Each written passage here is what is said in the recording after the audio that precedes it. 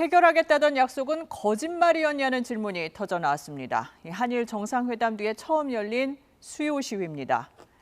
강제동원 합의처럼 위안부 피해 역시 일본의 책임이 지워지는 게 아니냐는 우려가 큽니다. 고려대 교수 83명도 정부의 강제동원 해법이 국민의 기본권과 인권을 저버렸다고 지적했습니다.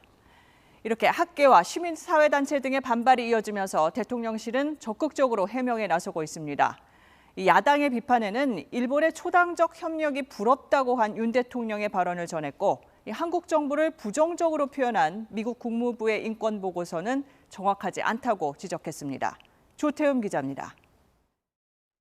한일 관계 여론 설득에 나섰던 어제 국무회의 말미 윤석열 대통령은 방일대 얘기를 꺼낸 걸로 전해졌습니다. 일본 야당 정치인이 한일 관계를 위해 한국 야당을 설득하겠다고 했다는 얘기입니다.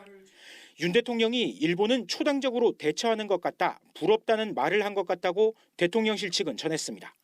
당초 부럽다가 아니라 부끄럽다고 했다는 전언이 보도돼 야당이 반발하기도 했습니다.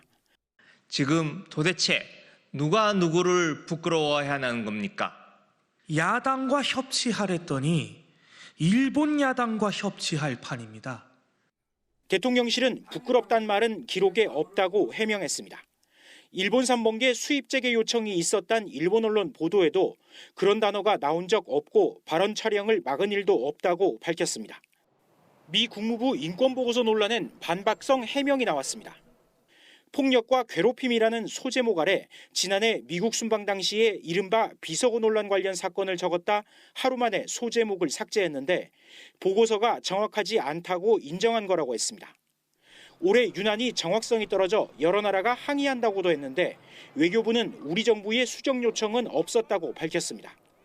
각국의 시민단체와 언론 보도를 모은 거라지만 미 국무부가 내놓은 인권보고서에 대통령실이 대응에 나선 건 이례적입니다.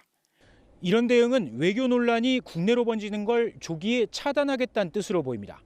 대통령실은 앞으로 한미일 회담 등의 결과가 나오면 여론도 바뀔 거라고 기대하고 있습니다.